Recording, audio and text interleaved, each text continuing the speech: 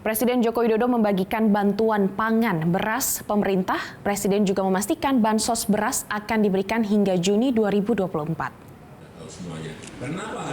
Jokowi membagikan 1.000 paket bantuan pangan cadangan beras pemerintah atau CBP tahap pertama kepada keluarga penerima manfaat atau KPM saat kunjungan kerja ke gudang Perumbulok, Batanghase di Kabupaten Maros, Sulawesi Selatan.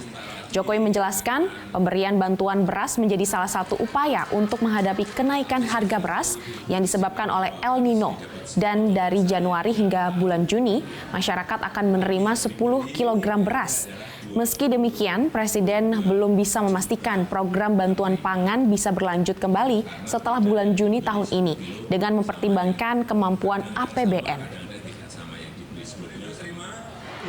Per bulan rakyat kita diberi 10 kilo setiap bulan. Bedanya itu, ya, supaya Bapak Ibu semuanya mengetahuinya.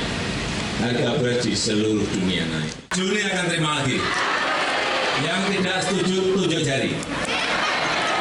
Saya akan lihat lagi APBN kita. APBN-nya kalau cukup, tapi saya nggak janji loh. Jelajahi cara baru mendapatkan informasi. Download Metro TV Extend sekarang.